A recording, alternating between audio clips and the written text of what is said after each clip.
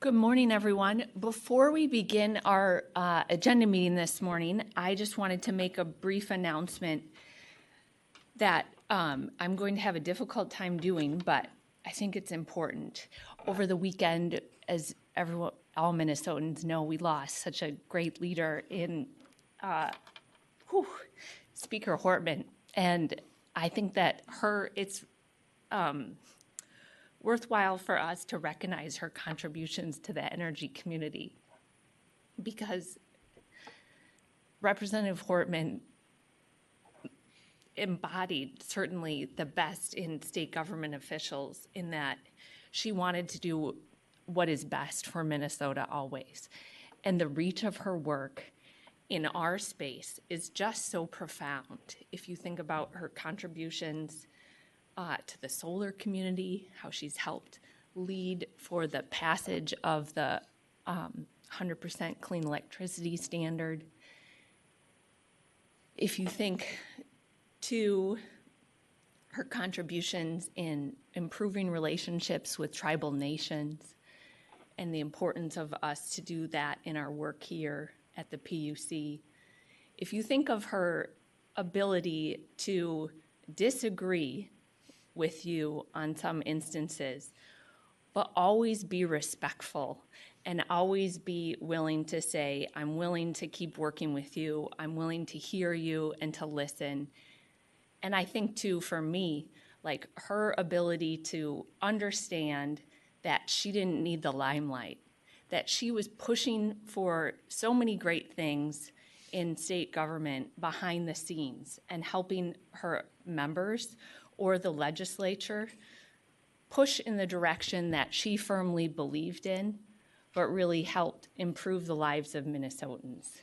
So the loss to Minnesota is profound. We mourn the loss of her leadership in this space, and we recognize her deep contributions, not just to us as Minnesotans, but to people that will come after us too.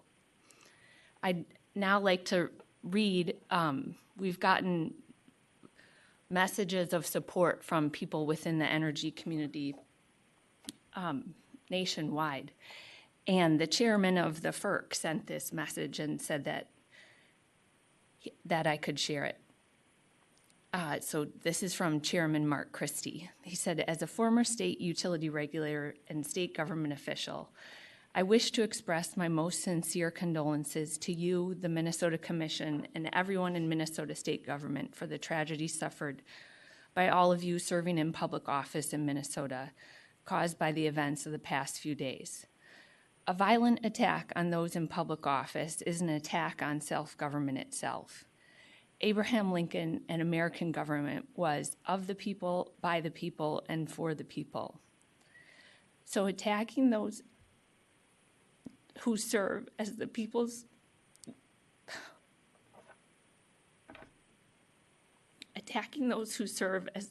representatives is an attack on the people themselves and their very right to govern themselves.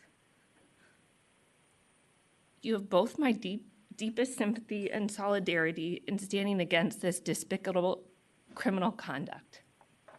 And certainly our thoughts are with Senator Hoffman and his family and the other legislators who were targeted.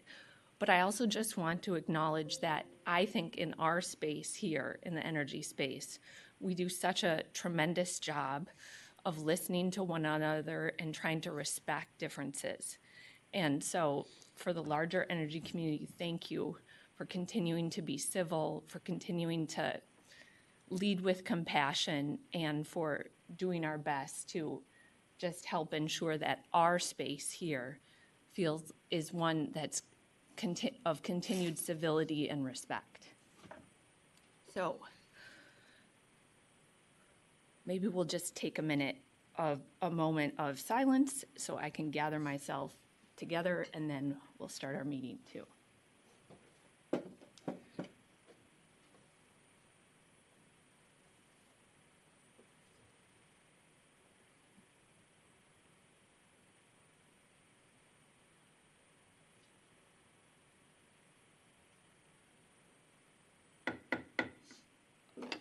The Tuesday, June 17th, 2025 agenda meeting of the Minnesota Public Utilities Commission will come to order. Good morning, everyone. My name is Katie Sieben, and I'm the chair of the commission. Commissioner Tuma is in the Boundary Waters, so I won't call his name today, but I'll take the role of the other commissioners who are present for today's hearing. Commissioner Partridge. Here. Commissioner Hahn. Here. Commissioner Sullivan. Here. A quorum is present, and we have 3 items that are on our agenda today. The first item will be introduced by Dr. Larson. Dr. Larson, when you're ready, please introduce agenda item number 1. Good morning, Madam Chair and Commissioners. This morning we have before the Commission item number 1, docket number G-008/M-24-146. In the matter of CenterPoint Energy of Minnesota gas request for a change in demand units. And the question before the Commission is, should the Commission approve CenterPoint Energy's request for a change in demand units? Parties and staff are available for questions. Thank you.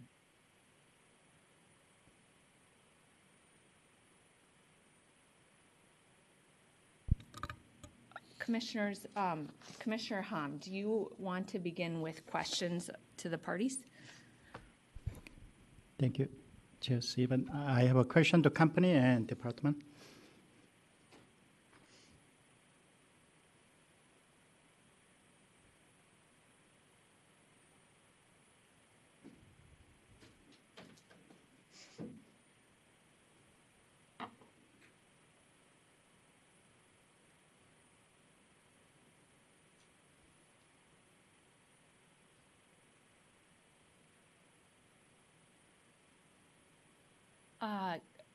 Good morning, everyone. Please identify yourself for the record. Starting on my right. Good morning, Chair, Commissioners. Jason Luce. Well, I'm not sure which is your right, Chair Stephen, but I'm John Kundert, and I'm representing the Minnesota Department of Commerce. Thank you, Mr. Kundert. Thank you, Chair, Commissioners. Jason Luce with CenterPoint Energy. Emily Zupas with CenterPoint Energy. Nancy Campbell with the department. Thank you, Chair Sieben. So I'll start with the company. I think it's not about detail of this docket itself, but more high-level, big picture issue. I think Minnesota is going in the direction of decarbonizing, and I think potentially industrial low decarbonization.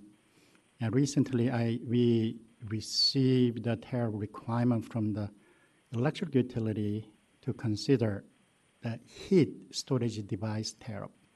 So I'm just asking you along the line that will it have a much impact to your annual demand entitlement and design day calculation, and what is your plan to incorporate those changes? Because it's relatively new issue and the data is not available.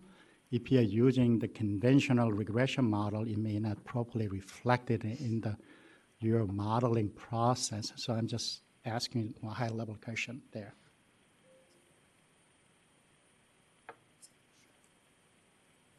Thanks, Chair Stephen and Commissioner Hahn. CenterPoint is really supportive of the state's decarbonization goals, and we see our role to be supportive of those. I think on an annual basis, I'll kind of cover a big picture, and then we can kind of go into specifics if that would be helpful. But we continue to model and watch customer trends as we're putting together these forecasts, and we incorporate those considerations when we're completing them. And so I think as we get more data, we'll begin to show a little bit more information, but as for now, these forecasts are kind of representative of our previous history. Okay, thank you. Along that line, I think probably I'll get the same answer from you, but heat pump penetration, it may not have much impact to peak day or design day, However, their consumption pattern may change over the season, like early spring and late fall. Behavior might be different. It's purely based on my experience. I just installed mine last year, and then I saw that clearly my natural gas consumption pattern got changed, like in the like a shoulder season or the border season, even during the winter, beginning of winter, at the end of the winter, when weather is favorable. I think rather than it's consuming natural gas, it was actually using electric portion of the heat pump. So that's why I was wondering whether you are equipped to deal with this kind of changes in your design day or day-to-day forecasting for annual consumption pattern. Chair Sieben, Commissioner Hom, certainly we're watching that, right?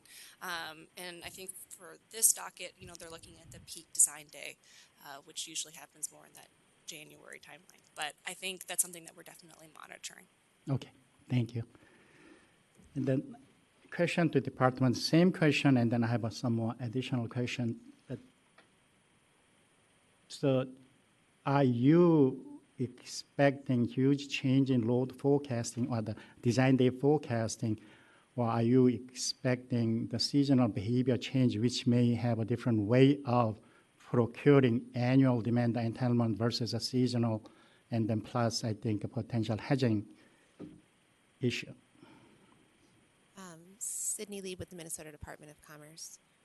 Chair Sieben, Commissioner Hom, thank you for the question. I'm going to start here with sort of an overall how we're seeing the landscape changing, and then if Nancy or John want to add anything on the more technical side of how the demand entitlements are calculated now or how we expect them to do it in the future, I'll open it up after that. I think this is an important question. I think this is something we probably want to, I think at this point we're not seeing the level of heat pump adoption that we would want to see to meet the state's decarbonization goals.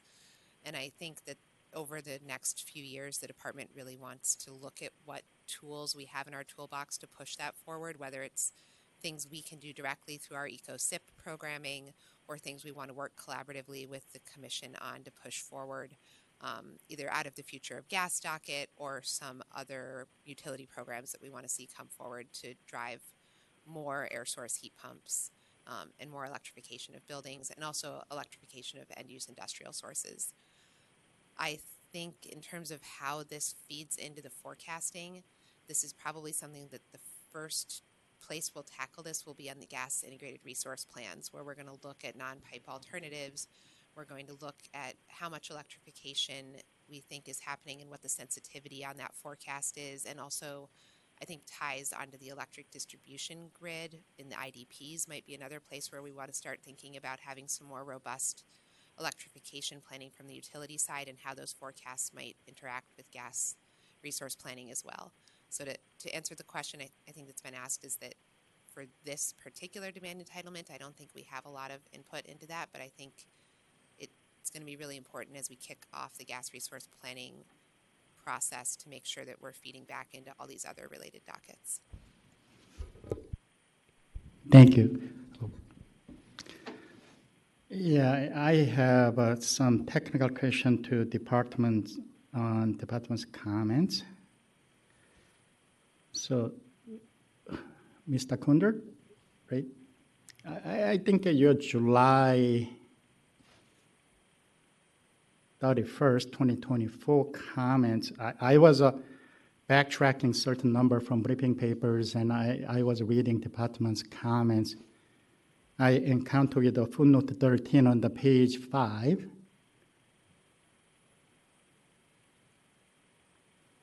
And I wasn't able to replicate it, and our staff also tried to replicate that table, and we were not able to replicate it, and we couldn't find that reference from the footnote reference to it. So is there any easy way to that replicate table 1? I think our staff was able to replicate some, but the number wasn't matching a bit in the certain number.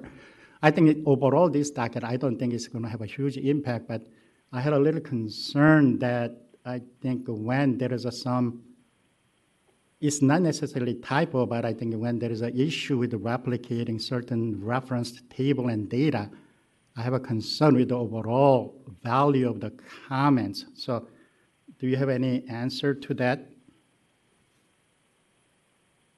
Well, I'm very sorry to hear that, Chair Stephen, Commissioner Quam. I'm very sorry to hear that there was an error, and I will certainly pursue that. I will just say that I was trying to train a new analyst on this docket, and she was responsible for those calculations and for checking those calculations. So, and she isn't available at the moment, but I will follow up and see where the error was, and I'll make sure that doesn't happen again. And thank you. As I said, overall quality of comment, I'm not complaining and then criticizing overall quality. But when this is my old habit of evaluating academic paper, so when I see certain mistake in the academic paper, that starts a chain reaction to doubting the quality overall. But I also read the whole thing, and quality of itself isn't affected by this one, but I think I had that concern then overall. That took me a while to just spend time to checking and following it through. So that's why I'm just mentioning it. But overall quality, I have no concern with the comments and overall the decision process and then my potential recommendation for approval of this docket. So being said, I'm ready to make a motion. Yeah. Thank you, Chair Stephen. I just had a couple maybe bigger picture questions. First is probably a question for the department. So as you know, Mr. Kunder, I am fairly new to some of these demand entitlement dockets, and we've done a couple with much smaller gas utilities in the last couple months here. And in those, we have received a recommendation from the department to approve reserve margins above 10%. And in this particular docket, we have a reserve margin of about 3.2%. And I'm wondering if you can talk through sort of the thinking and the reasoning behind the recommendation to approve what seem to be pretty dramatically different reserve margins for gas utilities. Chair Stephen, Commissioner Partridge, the size of the gas utility load does have some impact on the reserve margin calculation, because the smaller utilities, pipeline capacity is not sold on a per decatherm basis. It's lumpy, and it's also I won't say it's in shortage, but the gas utilities are very concerned about pipeline capacity in the future, due to the fact that gas use in the country has been increasing by around 4% a year since 2018, but the capacity on the interstate pipeline system has not been about half of that. So, I guess the first point would be that the size of the utility does have something, does make a big difference. I think that, for example, Great Plains natural gas, the entire utility's load might be 3,500 for 35,000 decatherms. Well, CenterPoint is 1.5, 1.5 million or over that. So it's easier for CenterPoint, in a sense, to get to sort of target or be more precise or accurate with a reserve margin. Thank you. The other thing I had, and it builds off of what Mr. Kundert just said, is that as we've seen in many of these demand entitlements, gas sales are going up, gas consumption is continuing to increase, I think we've been living in sort of a tale of two realities where we often in dockets talk about gas use declining, but in reality, we're seeing continued, pretty stable, steady increase in gas sales. I just wanted to note that for advocates and those who might be listening that, the commission is trying to balance both of these things, but in reality, what we have to react to is customer demand, and that has continued to increase. We see that in the CenterPoint case here. I had a couple questions for the company around growth, and then I did just want to note that, and I'll ask you the question next, that I feel like this is also very similar to what we saw in a planning meeting where we heard from MISO about increasing capacity costs on the MISO market, that we are continuing to see increased costs around capacity on the pipelines as well. And so to the department, I hope that in this next consideration of the cost effectiveness criteria for ECO, folks can really think about how we could potentially capture these trends and increasing costs in capacity both on the electric side and the gas side, as we value things like energy efficiency, demand response, and other types of flexibility that we may be able to build into the system. I would request that CenterPoint stick around for the next docket to hear a little bit about what a dual fuel utility might be doing around that increased flexibility across the different systems. And then I will wrap with that, which is just a statement of kind of what we're seeing in the record here and the trends before us. And then Ms. Supas or Mr. Luce, if you could just give me high level, what are the main drivers of the increased growth in sales? It looks like some new customers. It appeared to be some maybe firm transportation customers potentially moving over given the capacity cost increases. But if you could just kind of give me your high-level top drivers. Sure.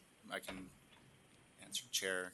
Commissioner Partridge, yeah, the biggest drivers are on the industrial side, specifically on electric generation. So I believe our numbers of Ms. Supas has the numbers, I guess, in front of her. Is it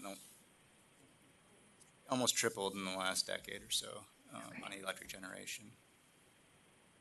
Great. Thank you. Residential have stayed relatively flat, despite growth. So the number of customers increasing, but the use is is flat. So the average use per customer is going down. Great. Excellent. Well, good job. That's all I have. Good question. Commissioner Tom, do you have a motion for the docket? Thank you, Chair Stephen. I can move a decision option 1 through 6. Is there any discussion of Commissioner Ham's motion? Hearing none, all in favor, please say aye. Aye. Aye. Opposed? The motion prevails.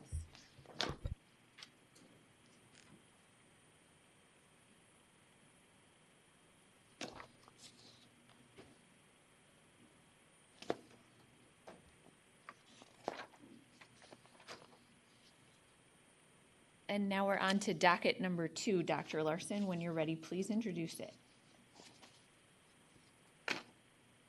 Good morning, Madam Chair and Commissioners. Before the Commission, we have item number 2, docket number G-002/M-24-271. In the matter of Xcel Energy's petition for approval of changes in contract demand entitlements. And the question before the Commission is, should the Commission approve Xcel Energy's petition for a change in contract demand entitlements? Staff and parties are available for questions. Thank you. Thank you, Dr. Larson. Commissioner Ham, did you want to begin with questions? Yes, I have a question with the company and department.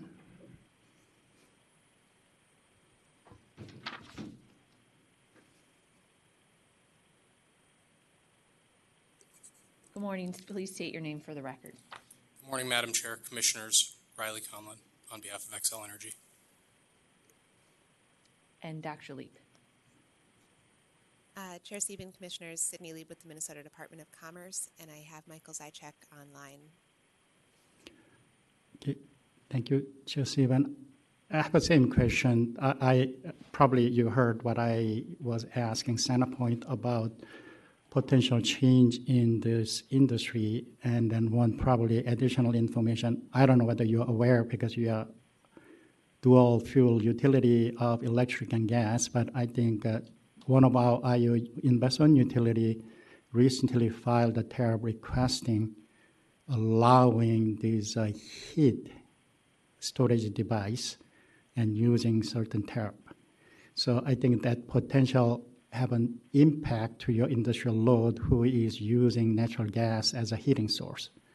So that's why I was asking that, plus also heat pump. What is your plan to implement these changes in your regression model for this demand entitlement and the potential seasonal variation of those? Mr. Conlon.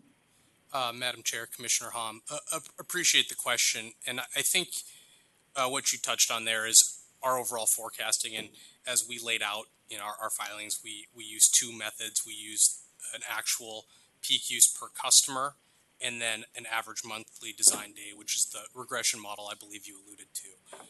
I have Mr. Holstein on the phone, who I believe can speak to a little bit more of what would we do, what we're going to do going forward, and so I will let him speak to that if his WebEx is on and he's able to get online.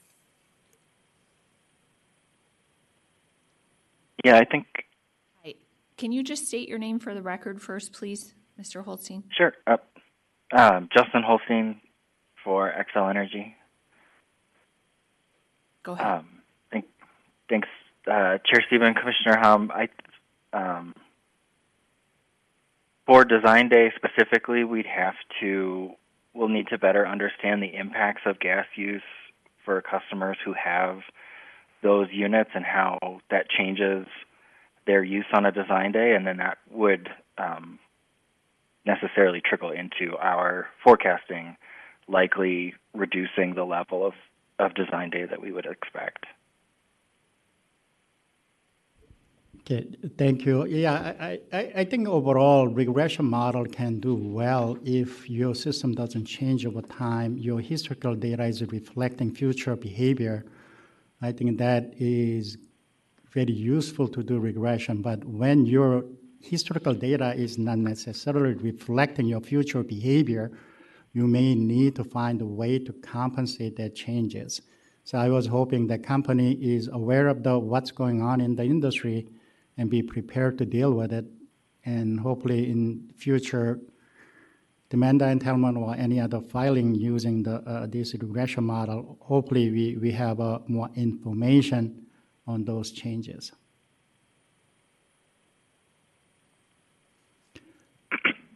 Yeah, Chair Stephen, Commissioner Hom, I agree. It would likely, at least in the early stages, require potentially some sort of adjustment, but we would want to be extremely careful in adjusting our forecast so that we can be confident that we are serving our customers reliably in the early periods. Thank you. I agree that ad hoc adjustment we need to be very careful because ad hoc is very difficult to prove. And also demand entitlement is not only a financial issue, but also it's a reliability issue. So we need to be very careful about it. That's why I hope that we have more discussion on this issue. And I have another question to company. Xcel Energy is unique in Minnesota because you are, as I mentioned, that you are both electric and natural gas utility, plus you have your own natural gas generation. And then you have a share agreement between electric and natural gas. Can you elaborate a little bit more about that agreement? And the way I read it in your filing, it is one directional help, but it sounds like in design day, you cannot serve the natural gas customer, you can get a help from electric side using your dual fuel capability from the electric side. Can you give us a little more information on that agreement? Madam Chair, Commissioner Hom, thank you for the question. And again, I can provide a high level, and I might kick it over to Mr. Holstein again. But yes, as reviewed by the Commission in a previous filing, we have a capacity sharing agreement which allows us to borrow transportation capacity from NSP generation at cost. And so those costs will flow through. And Mr. Holstein can provide a little bit more information on those transactions, but that's generally at a high level how those agreements work. And I believe this was originally piloted 15 years ago and approved about 10 years ago. So we've had that ability to do that shifting and found that it has benefited customers. Thank you. Is it one directional help, or is there the other directional natural gas company may help electric side if those power plant doesn't have a backup fuel? I don't know which generation unit you have a backup fuel and you have a firm transportation contract or not, but in big picture overall, is it one directional or is it bi-directional? Commissioner Hom, my understanding is bi-directional. Okay, so electric company can get a help from the natural gas side if everything is okay in the natural gas side. Madam Chair, Commissioner Hom, correct. Okay, thank you. I have a question. Do we have a follow-up? Commissioner Partridge. Thank you, Chair Stephen. I just wanted to follow up on that. That's what I was kind of highlighting just a bit ago, is that this is new to me. It sounds like it's not new at all, but it's a really interesting way to coordinate across the different systems.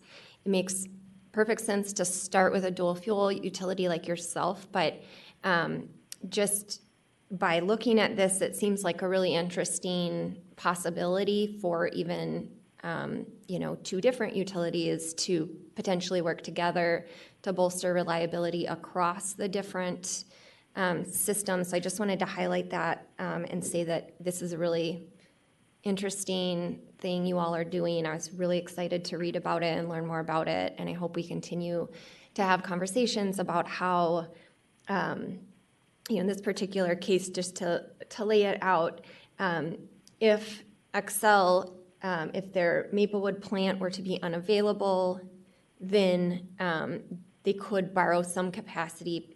They would go through a variety of different steps.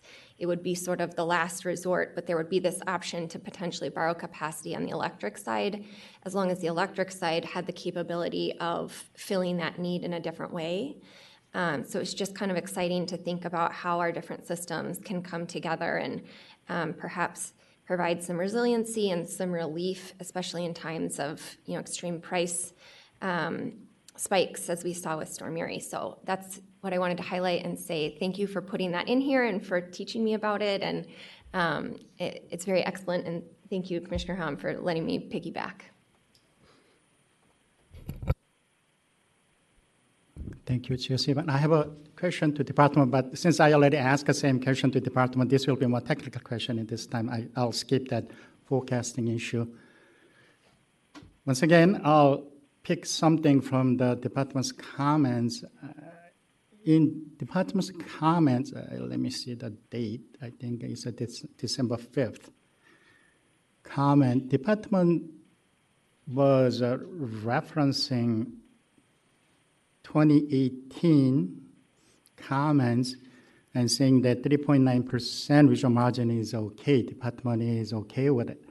But I go back to that 2018 comment, it was more discussing about the Princeton issue at the 2018 when there is a pressure issue, even though there was a 15% excess capacity, Xcel wasn't able to serve the Princeton area due to the pressure issue, local pressure issue, which is more pipeline capacity for the region issue. But I don't know whether that can support this 3.9% visual margin and department is comfortable with that 3.9% visual margin.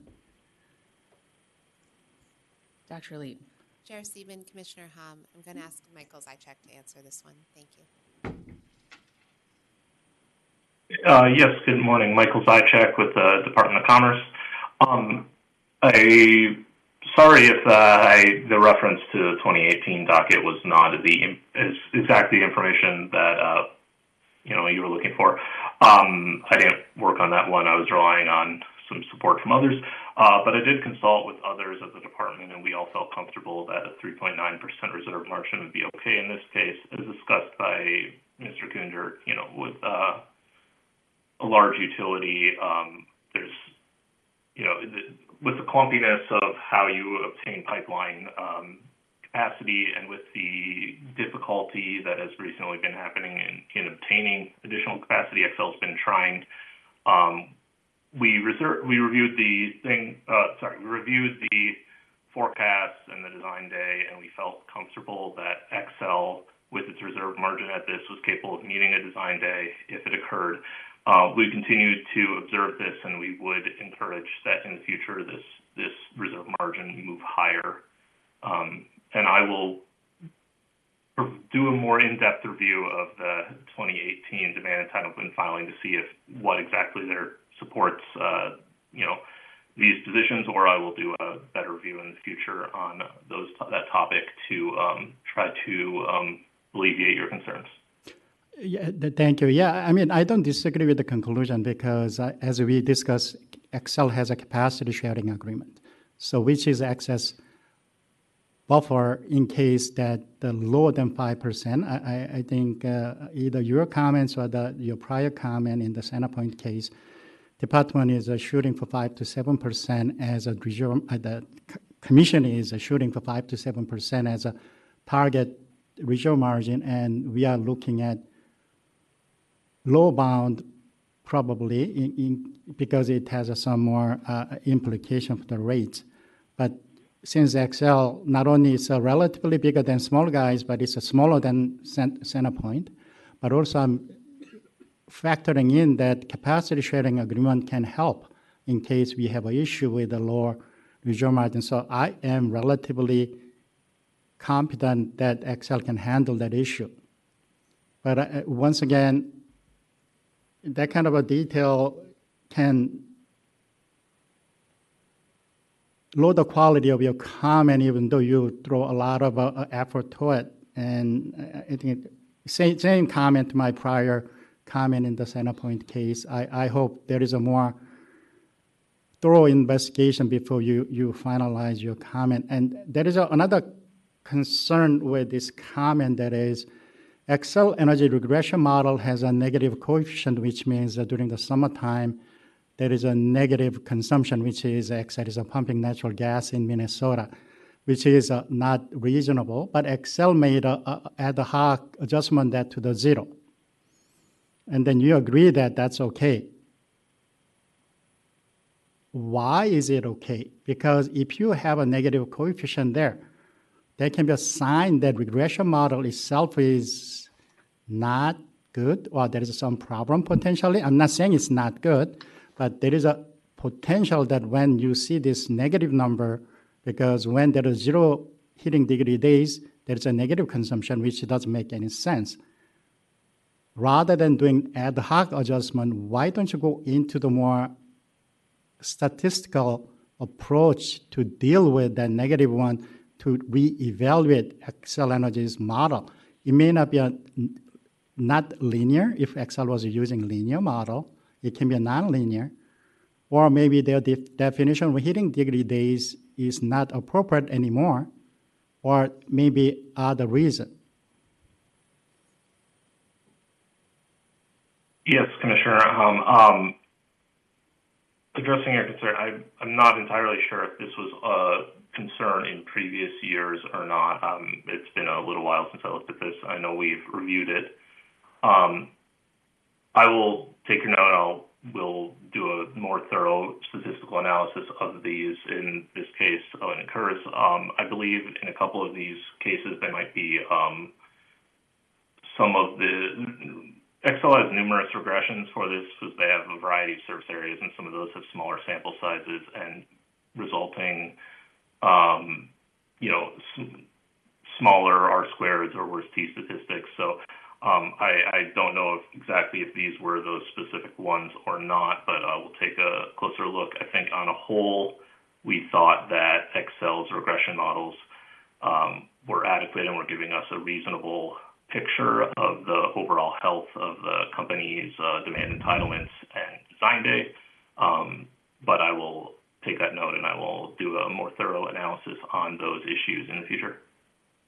Okay, thank you. Yeah, that's another reason I pulled these both docket from consent agenda, and then we are discussing in this full commission because we need to revisit this one because the last few years we are sending it to the consent agenda, and sometimes we are a little bit careless when we're sending it to consent agenda because it's going to be approved anyway. But I hope that's not the case. I think we need to pay a lot of attention to every detail because it's about the reliability for the citizens of Minnesota and then also potentially a lot of money for the ratepayers. So hopefully we pay extra attention whenever we talk about the reliability and ratepayers' money.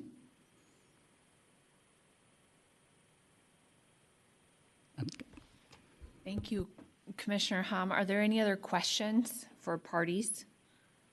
Or who's making a motion? Commissioner Hom, you are ready with a motion?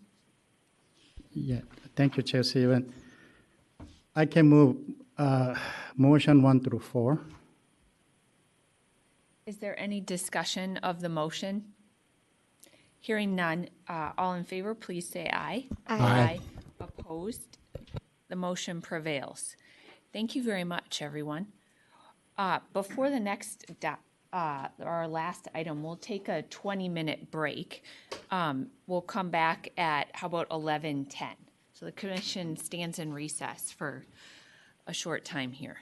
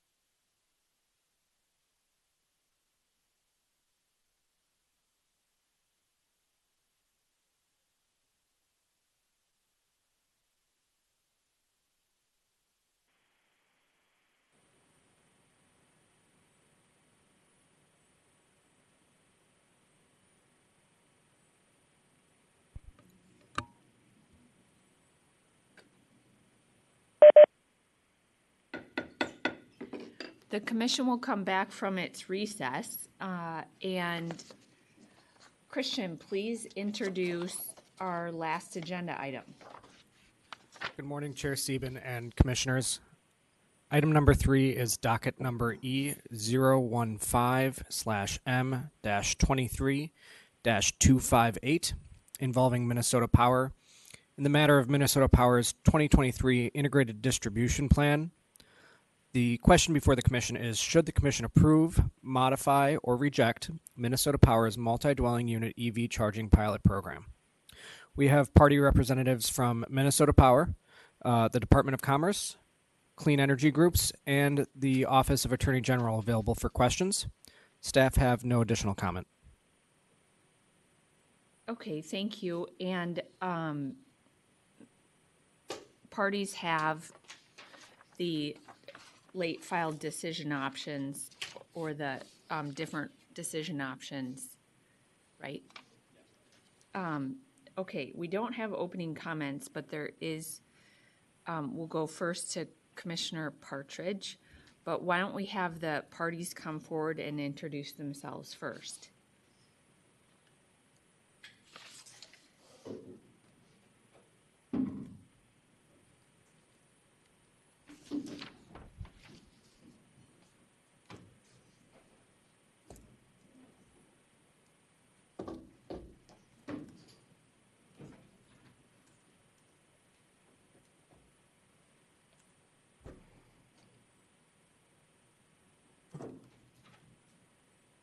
We'll start on my far right and then move to the people online, please. Good morning.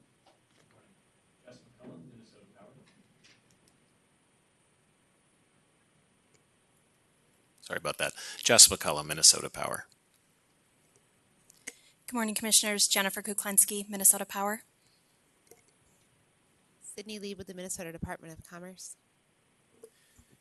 Good morning, Peter Schultz with the Office of the Attorney General, Residential Utilities Division. Good morning, Commissioners. I'm Nick Haig with Fresh Energy on behalf of the Clean Energy Groups. And how about Sam? Can you go next, Ms. Houston? Yes, thank you, Chair Sieben. My name is Sam Houston. I work for the Union of Concerned Scientists, and I'm here on behalf of the Clean Energy Groups. And Mr. Tegland? Morning, Chair Sieben. Peter Tegland with the Minnesota Department of Commerce. Okay, thank you. So, Commissioner Partridge, if you could please begin. Thank you, Chair Sieben. I just wanted to tee up the kind of reasoning behind the kind of draft decision options list that I filed. As we get into these kind of complicated pilot programs, there are just so many different decisions to be made, both about program design, but also cost recovery, that I put this out as a draft and a starting position. There's just so many little decisions to make that I really do welcome feedback, especially from my fellow commissioners. The thinking here was both to use some of my initial opinions and thoughts on it, but also to sort of consolidate the decision options that had been agreed to by multiple parties over the course of this docket, which of course was extended because of the tragic fires up in northern Minnesota. So that's sort of the reasoning behind this. It is not something that I feel wedded to entirely, and am really open to thoughts and feedback. Just to walk through it a bit, my reading of the order in the previous docket in the Transportation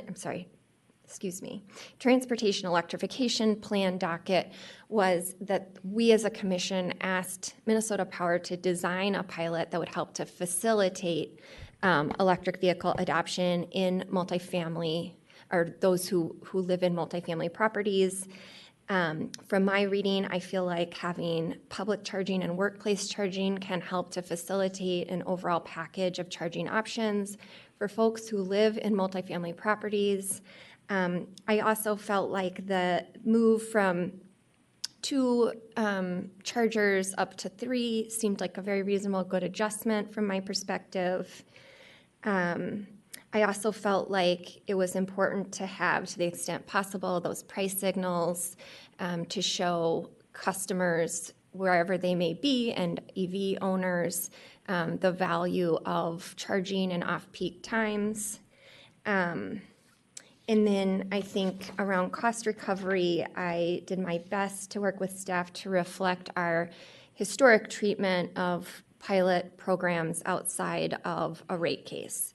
So that's sort of the high-level overarching thought behind the decision options I filed, and I welcome feedback and questions. Can we start with the company, please? And can you just walk through, are there any decision options off of Commissioner Partridge's motion that you find that you really want to speak to or feel like you have a challenge you're particularly concerned with? Chair Sieben, yes, thank you.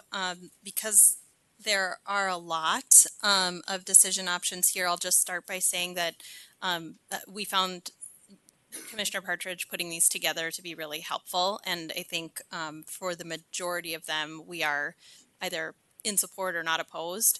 And so I think it might be easiest to maybe start with the ones that Minnesota Power is not in support of. And then there are just a couple that we think are agreeable, but maybe just with a caveat or two or a slight language tweak.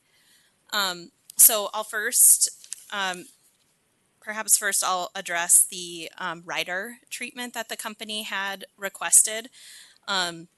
Minnesota Power understands that requesting these costs to flow through a rider would be a departure from historical treatment of programs like these, but the company does feel that there is value in flexibility that a rider treatment could provide, which is the reason the company had requested that. With a rider, you're able to make kind of tweaks and adjustments to a pilot program like this a little bit more quickly because you have more regular kind of cost scrutiny, and that would allow the company to maybe adapt and be flexible in this program a little bit easier than waiting for its next rate case.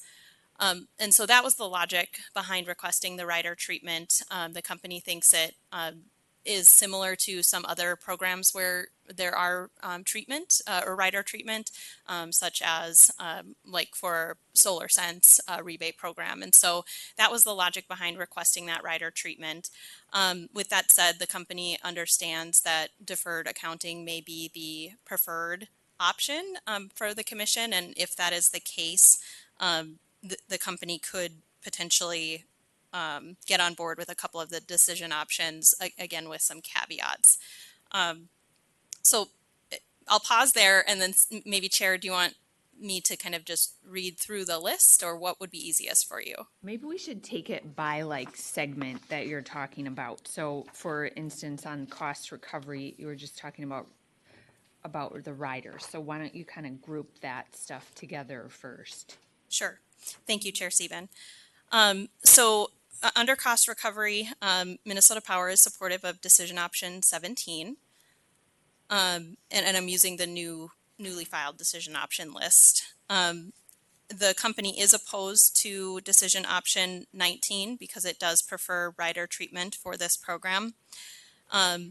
However, if deferred accounting is the preferred decision by the commission, then Minnesota Power would be supportive of decision option 20 and would be supportive of decision option 23. And then moving to the next page, decision option OAG modified 29. The company understands that decision options 22 and 25 have to do with a rate of return on capital and O&M costs. And the company did request a rate of return on those investments because it sees these as capital investments that might be treated with a rate of return in other spaces. And then maybe in this section, the last one I'll comment on, commissioners, is decision option 28. So again, if the commission prefers deferred accounting treatment, decision option 28 states that it would only be the cost incurred before the start of the next rate case test year. And in this case, the company just wants to acknowledge that this is a 3-year pilot, and so it would run from 2026 to 2028. And so maybe decision option 28 could be modified to say the year after 2028.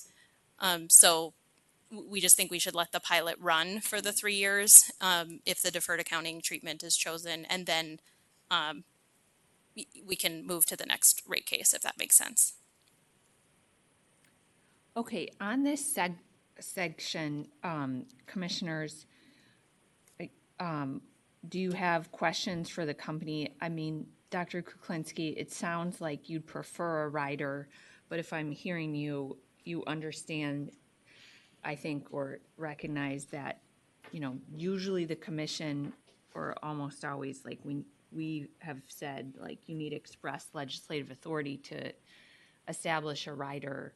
If we grant you deferred accounting, though, like I get that you don't prefer that, you'd prefer to establish a rider, but you'll still move forward with the overall project if we do it the way Commissioner Partridge has outlined here with regards to denying requests for a rider and establishing a deferred account. Chair Sieben, that is correct. It won't derail the company implementing this. Okay, I appreciate that. Are there other questions on this topic right here?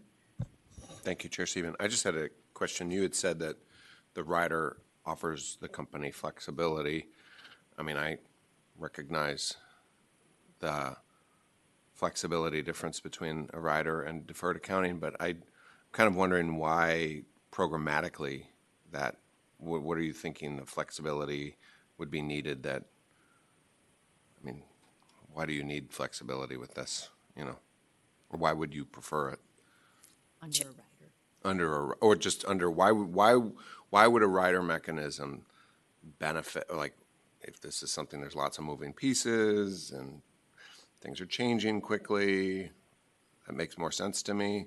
But I mean, this doesn't seem to fall into that bucket. So I'm just kind of wondering why you want that still.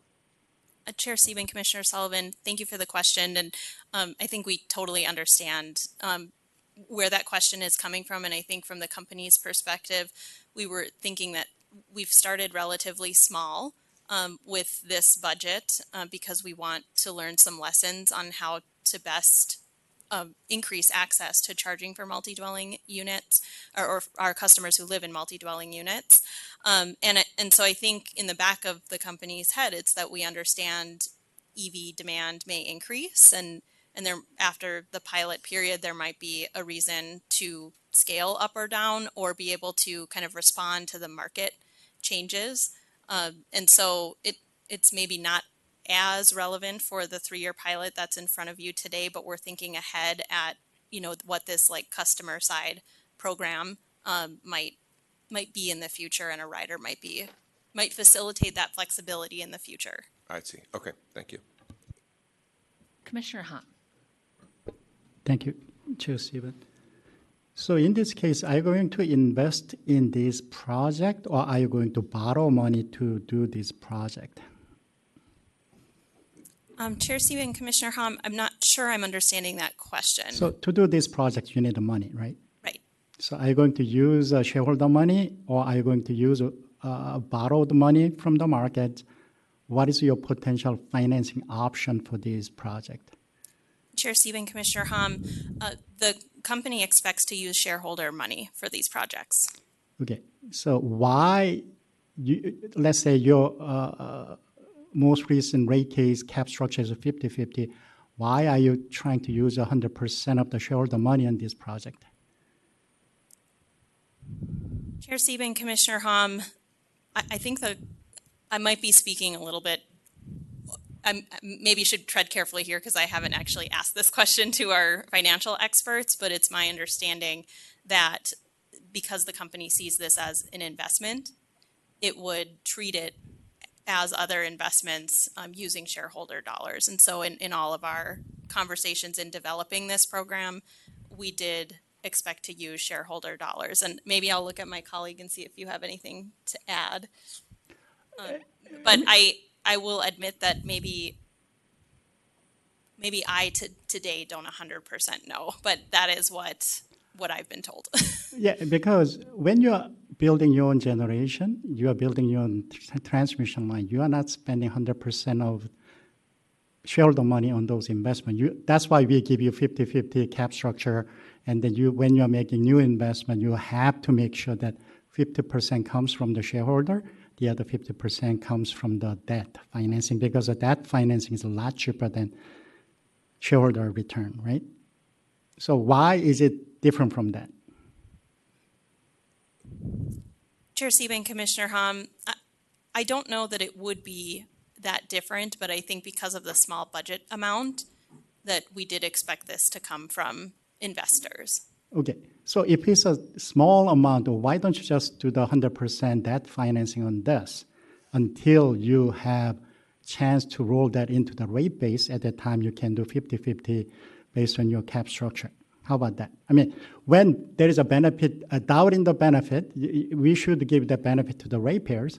If this amount is so small, why don't you just have a 100% debt financing and give the more value to the ratepayers? Chair Sieben, Commissioner Hom, I think we could take that back to our program developers. Okay, that being said, if you're using money and then you defer that recovery of that money for, let's say, 5 years, there's a time value of money and there is a return on the money. If you put that money in the bank or you put that money in some other investment instrument, you get the return on those investment, right? Chair Sieben, Commissioner Hom, yes.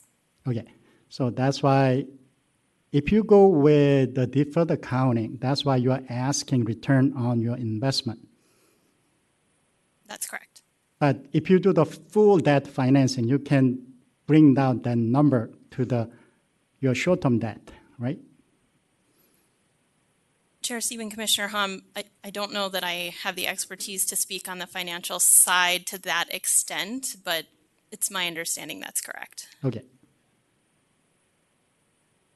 Thank you. And along the line, I have a question to the department, but I'll wait.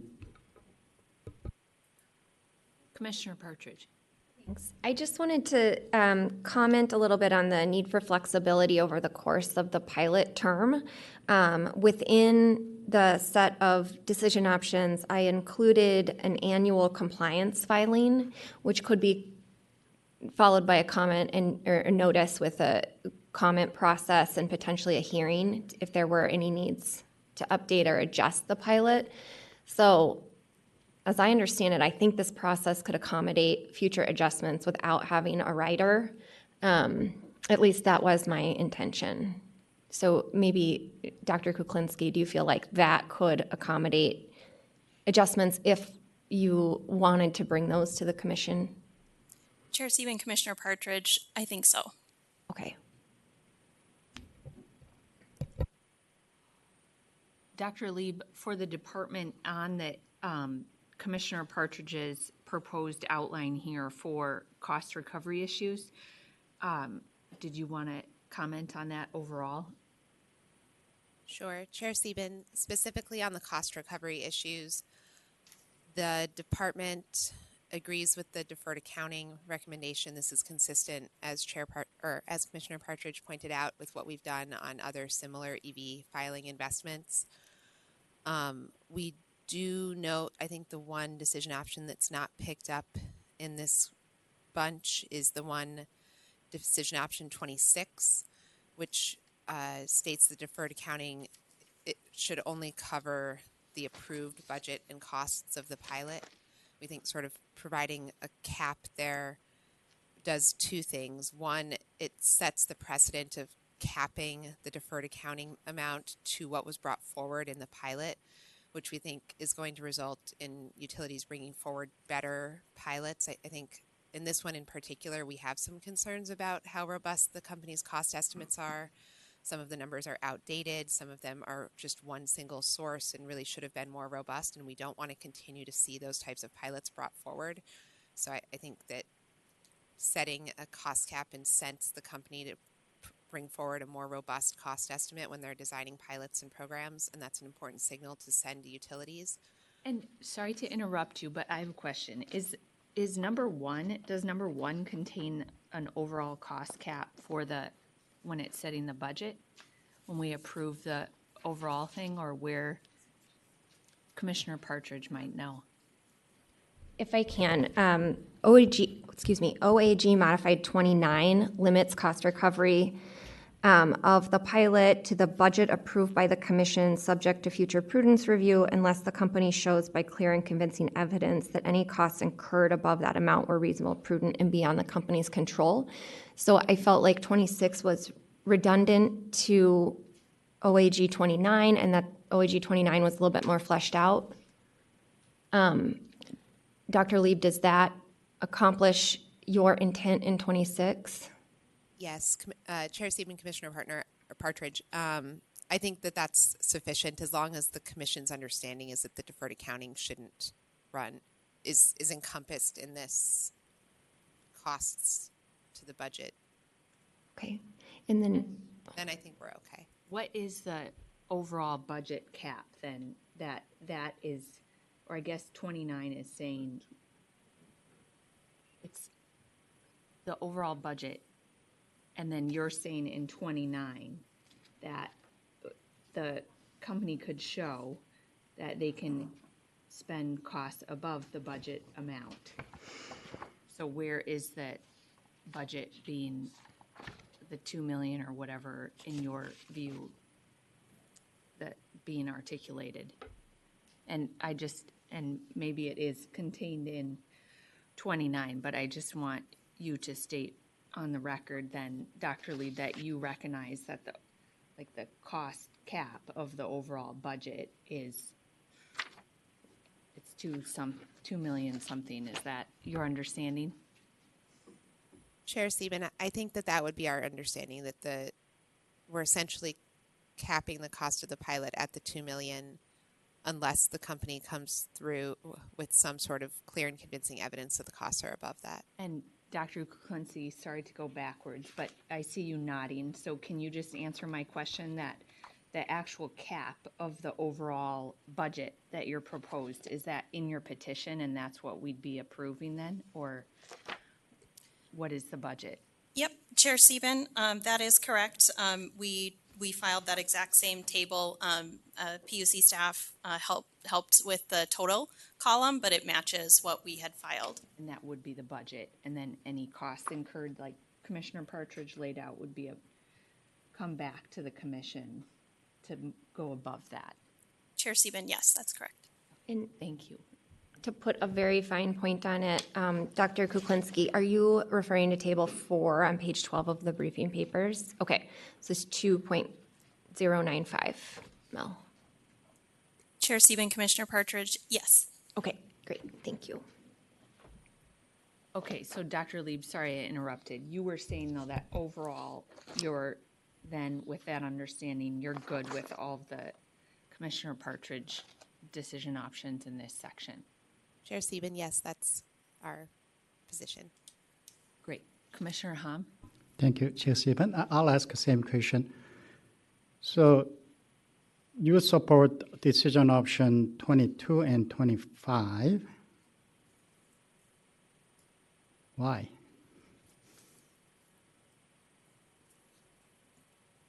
Chair Sieben, Commissioner Hom, we don't believe that the rate of return should be included in the deferred accounting. That's 22. So you are saying that the concept of deferred accounting shouldn't include rate of return. That's your logic. That's our position. Okay.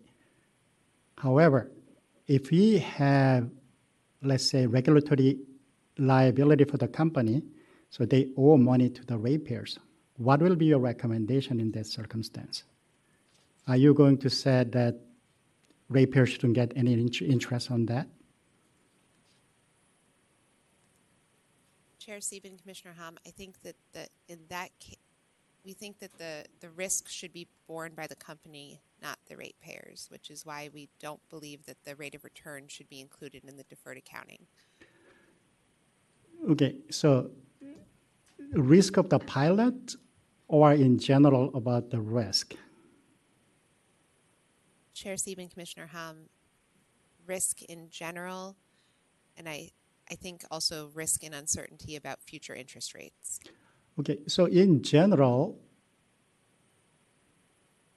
if somebody take a risk, their return has to go up.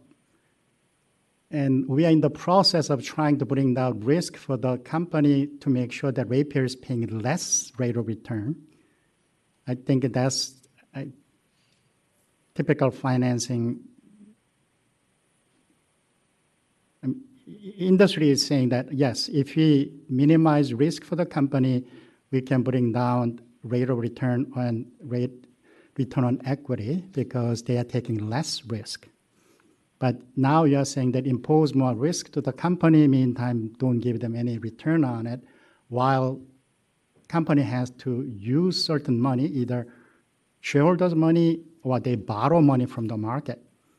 Either way, there is a cost of using those money because opportunity costs for using their own shareholder money, or if you borrow money from the market, there is a interest they have to pay to. So are we trying to have a symmetric decision on here, saying that when ratepayers are owed by a company, then we want interest on that. Meantime, if company is delaying recovery of certain costs, they shouldn't be paid for. Chair Stephen, Commissioner Hom, I think in the deferred accounting, we typically don't defer the rate of return. The company will still earn their rate of return when the costs come through with the rate case, but we don't typically allow them to do deferred accounting on the rate of return piece.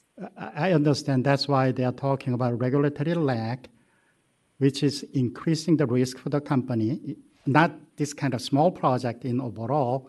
That's why we created a rider to make sure that we are bringing down that risk. And I know there is some preference over rider versus a deferred accounting. I don't know whether we can pick and choose whatever we want. I think there should be something associated with either we give them rider, or if you want to defer it, we need to give them return, or at least potential return, the borrowing rates as a return to them so they can borrow from the market and pay off. And they are whole on this project. They are not making money, but at least they shouldn't pay for it.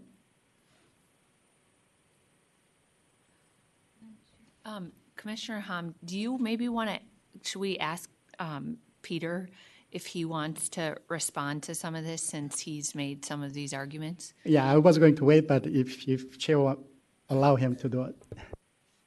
Mr. Schultz, sorry, I just called you Peter. Madam Chair, no problem. And Commissioner Hom, yeah, I've been following the questions, and I understand the desire for symmetry, and we would probably be in here making an argument for ratepayers to get interest if they had to wait to get something they were entitled to. I think a distinction, and we didn't, and to be clear, we didn't affirmatively support deferred accounting in this case, so it's a little different distinction between us and the department. We acknowledge that the commission has granted deferred accounting for similar pilots with Xcel, and so you may want to treat them similarly, even though it doesn't fit traditional sort of criteria for deferred accounting where it's a significant expense that might have an impact on the utility financially. I think one response I would make to that, why not give the utility a return on the deferred balance is, I mean, I guess this is our position that they're not entitled to deferred accounting, And in the normal course, they would just have to wait to get any recovery until they file another rate case, and then they can reflect whatever the current year's costs associated with the pilot are would get reflected in rates, but they would have to forego any intervening year's costs that they might experience. But the other reason is that other costs for them go up and down between rate cases.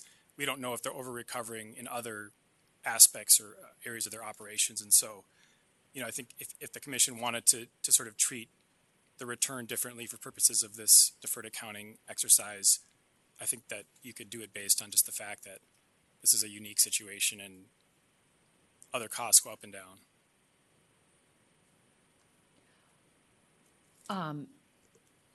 Ms. Campbell, welcome to the table. Please state your name and then provide your comments. Nancy Campbell with the Department of Commerce. Thank you. I just want to respond a little bit on deferred accounting.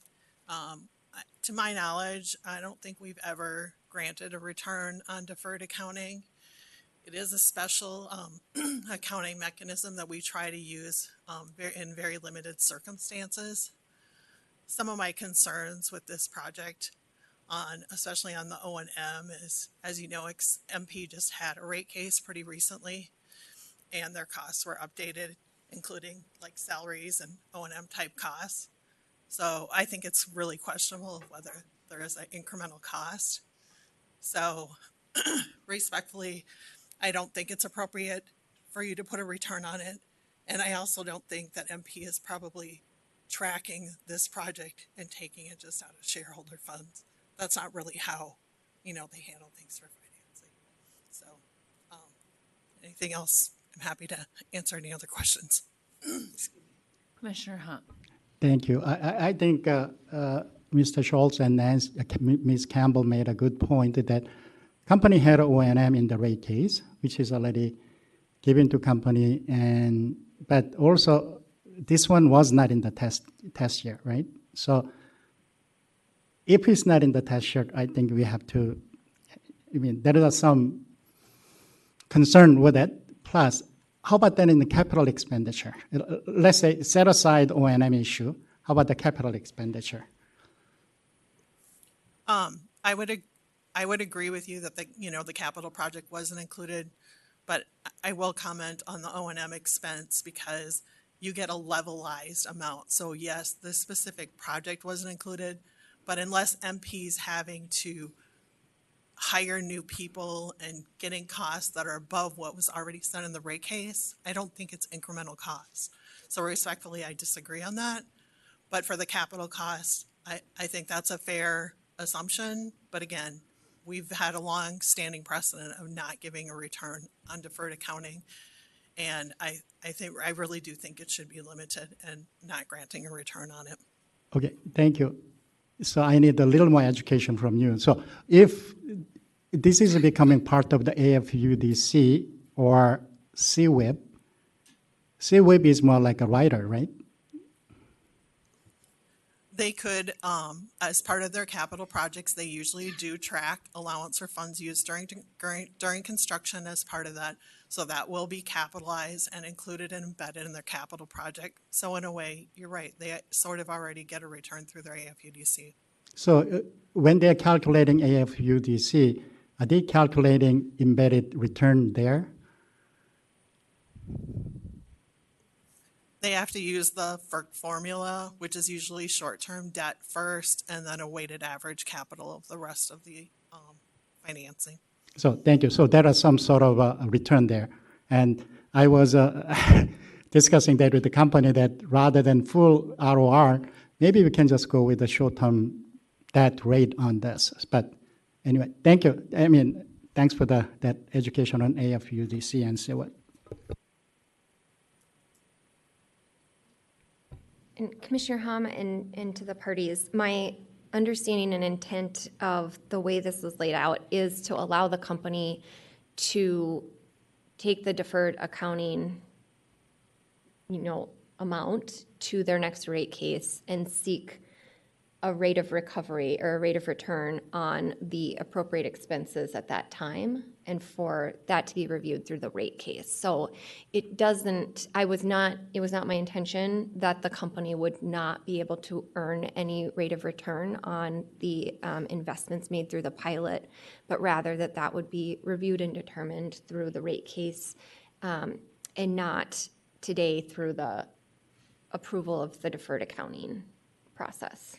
So just wanted to clarify that.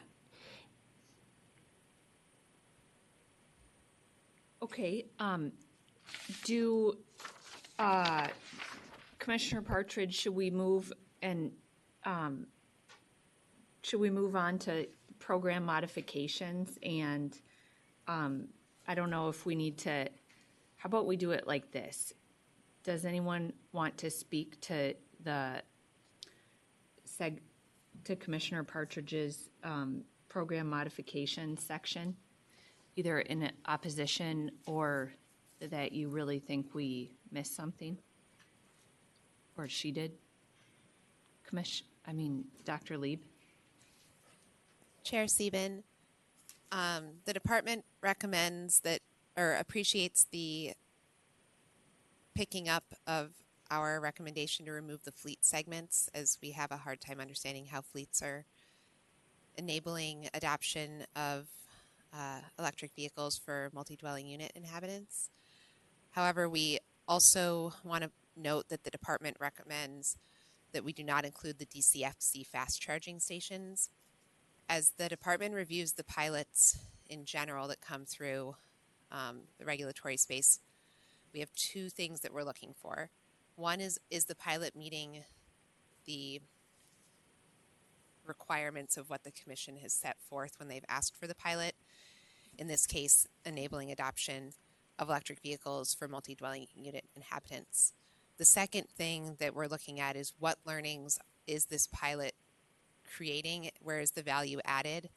And how is this going to allow us to scale this technology, this adoption, this change in the space? And we think that the DCFC fast charging units don't do either of those things.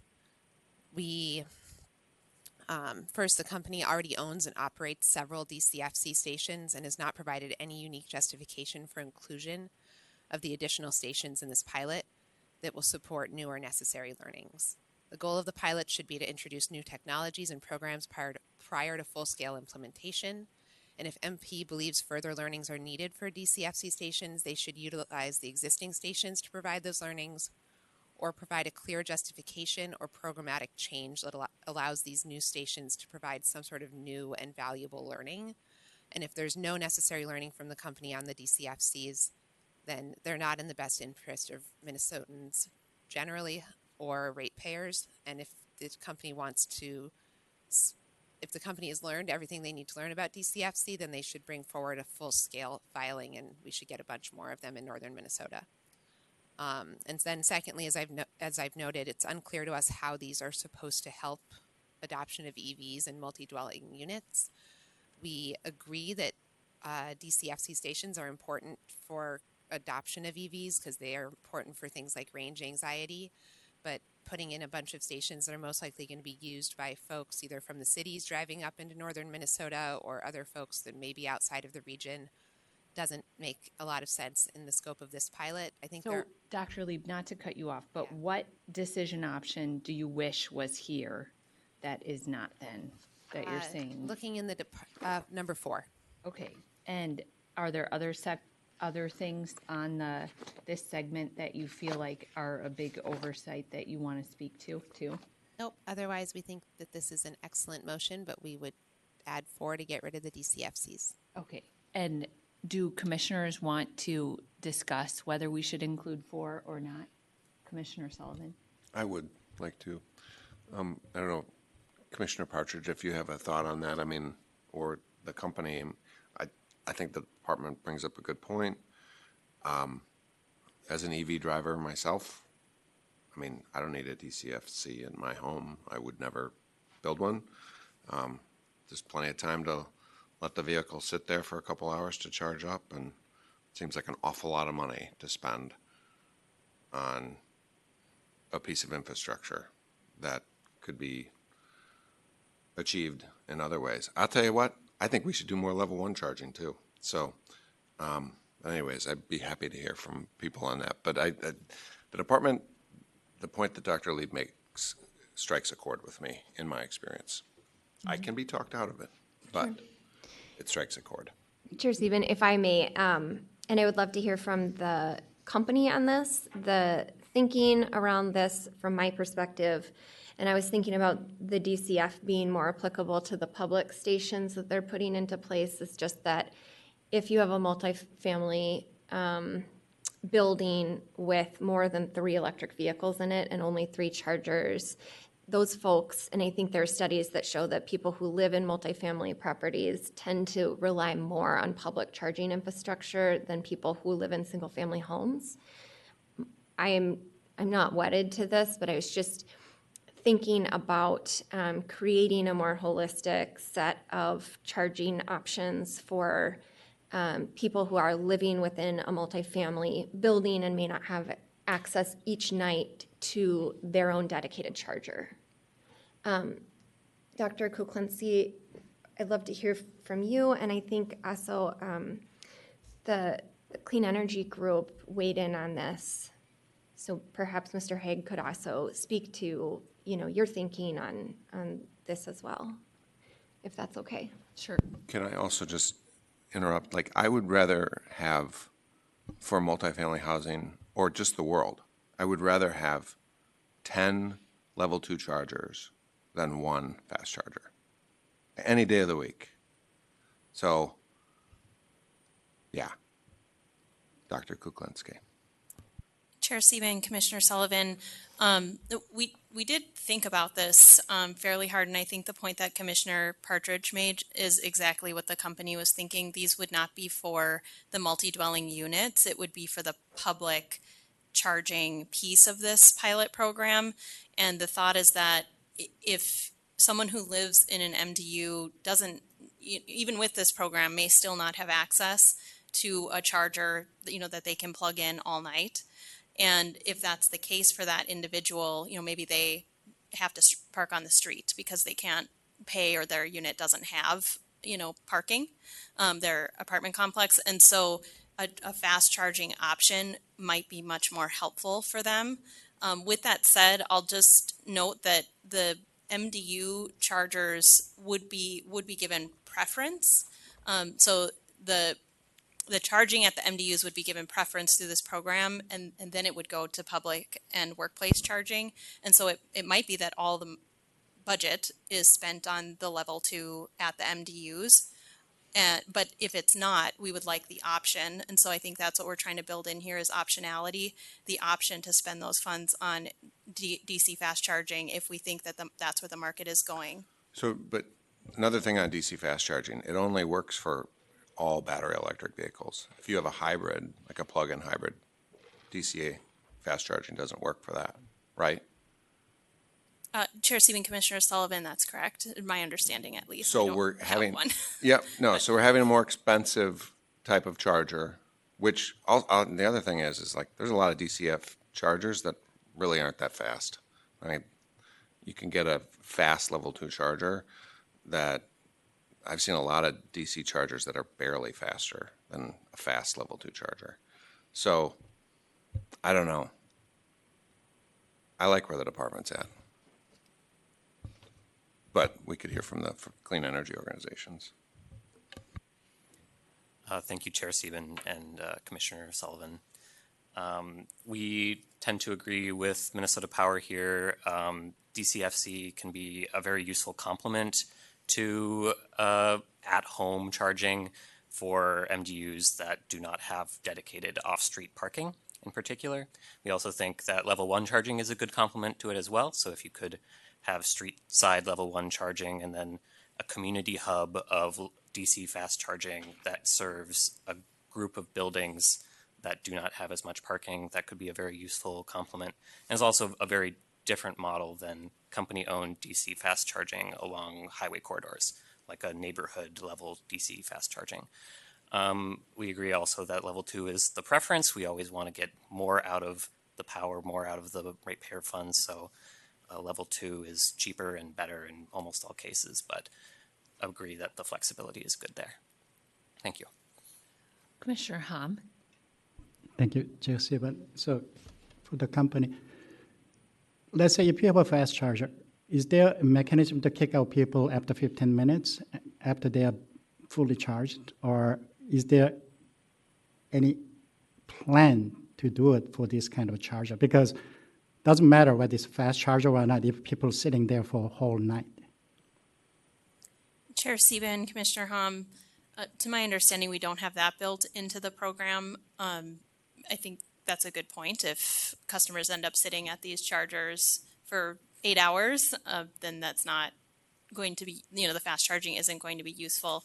And while I have the mic, I might just comment on the level 1 charging for Commissioner Sullivan. The program does also include that. So that would be an option if that's what the MDU thinks would be valuable for the customers.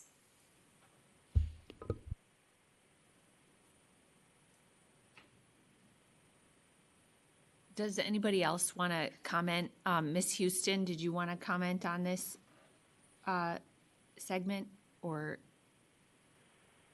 Sure, Chair Stephen. Thank you for the invitation to speak. First, I would just underscore what my colleague, Mr. Haig, said in terms of preferring level 2 or lower power as being the first choice, and in that way, we are very much in line with what Commissioner Sullivan has outlined.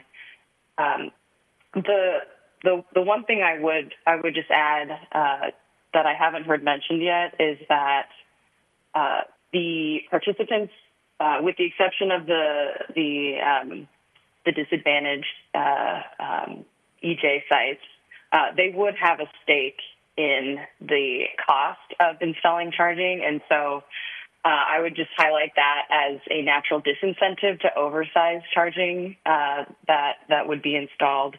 And so I think that'll be important to remember as well. And I mentioned that to maybe get us toward maybe a more happy medium between totally prohibiting DC fast charging within these programs and allowing some DC fast charging if it is sort of a documented and defensible choice. Because what I worry about is making choices for some of these MDU communities and what's best for them. And so I think it is important to have, the suite of options as Commissioner Partridge outlined on the table while not letting DCFC be the default because, as noted, it is more expensive. And so that the sites will have a financial stake in these decisions, I think is important to consider. And that was helpful, Ms. Houston. On the overall fact that this is a pilot and we are supposed to learn from having different types of charging installed at multifamily units, how do you think we should balance that then? Because I hear what Commissioner Sullivan's saying, but I also then, the ideal situation is no one would pay for this and we would install a whole bunch of charging everywhere and let people charge. But that's not the reality. So what do you think is what advice would you give to the commission when we have an overall cost cap and we do want to learn from what different types of charging infrastructure will work at multifamily units or dwellings? Thank you, Chair Stephen. I would say one thing I would hold up as highest importance, which is the engagement between Minnesota Power and the sites that they're considering. I think really having that robust conversation about what the needs actually are and sort of exhausting the lower power level options first. And so I think, taking that as standard practice for this pilot will be important. And, some sort of documentation of that could be provided along with the documentation that is contemplated for reporting. And another thing that I offer a little more softly is if there is serious concern about the number of DC fast chargers that might be selected, is you could consider some sort of cap on that category. So, maybe for the whole program or by year, we have a minimum, so we could put some guardrails on that if that would increase the commission's comfort with including DC fast charging. Dr. Kuklinski, did you consider that on putting like a cap on the DC fast charging proposal? And maybe it's in the record and I didn't catch it, so that it doesn't overtake too much of the other portions of your budget. Chair Sieben, thank you for the question. And I think we're kind of aligned in thinking with what we heard from the clean energy advocates here. The company didn't consider capping it per se, and I think the reason for that is because it's not the company's intent to spend all of this money on DC fast charging. I don't think that's what the company actually wants for this program. I think ideally, for us, the best case scenario is that we can work directly with MDUs and have all of these installed at MDUs to directly help, those tenants. But the reality is not all those tenants do have access to off-street parking, and we don't know if we'll be able to fill all of it at MDUs in our service territory. And so I think we would probably be open to a cap if that's would make the commission feel more comfortable, but we didn't actually put that in the pilot program proposal because that's not our intent, is to just install a bunch of DC fast chargers. Commissioner Partridge. Thank you, Chair Sieben. I did want to bring everybody's attention and then I guess verify with the company that you have a cap on rebates as filed in Table 1 on page 4, that there's 25% of project costs up to $7,500. So, but that's a cap to the owner? That's a cap on the rebate that the company will pay. And so when you're talking about really expensive DCF chargers, you have sort of an implicit price signal there that like, hey, we're not going to pay 25% of that, and we're capped out at $7,500.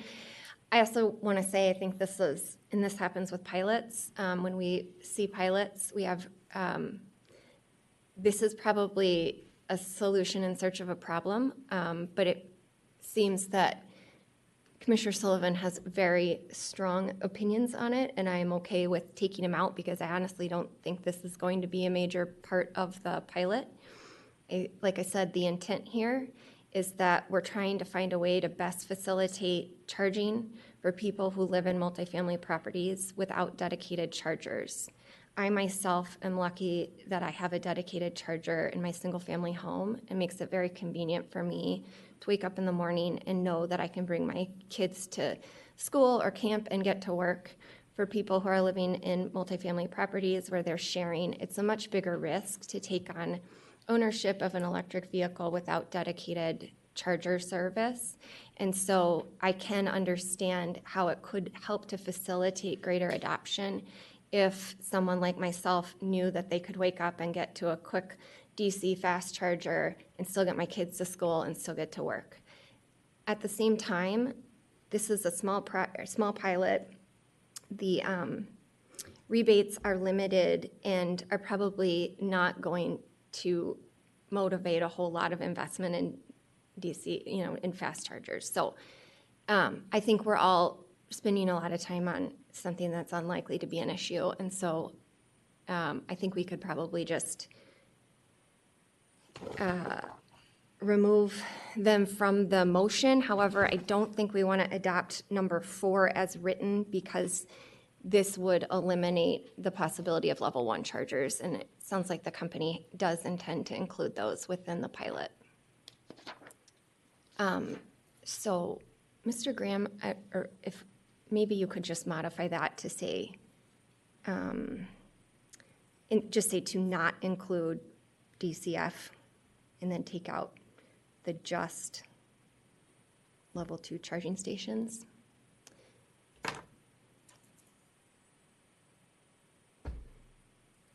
Can you say that again, Commissioner Partridge? So you would add, sorry, I didn't. So Mr. Graham is putting it up on the screen. It would just say, does not include DCF. So that way you'd still have flexibility around level 1 and level 2. I appreciate the company for trying to put forth a a broad and comprehensive package of charging options, and I continue to think that fast charging will be really helpful, especially for people who don't have dedicated chargers overnight. But you're saying this pilot, you're agreeing with Commissioner Sullivan that out of the $2 million budget, the company should not be able to install any DC fast chargers. I wouldn't say I agree with Commissioner Sullivan, but I do think that it's not going to be a good fit for this with the cap on the rebate amount. So I think it's fine to remove it. I just think this is probably not this is probably not going to be a place where they're funding a lot of fast chargers with the level of funding they have included in the pilot. And then my question, I'm not arguing with my fellow commissioners, but with trying to understand what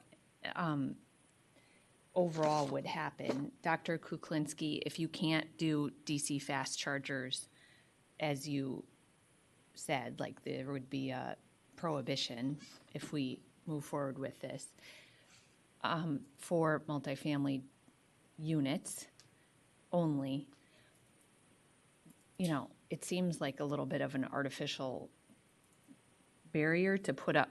To me, I understand like it would take up a big segment of could take up a big segment of the pilot, but personally, like I sort of like the idea of just giving you more flexibility to be able to work with different building owners and try to figure out what learnings you can do. So do you see any other avenue under which like the DC fast charging might come in at a different point, or what?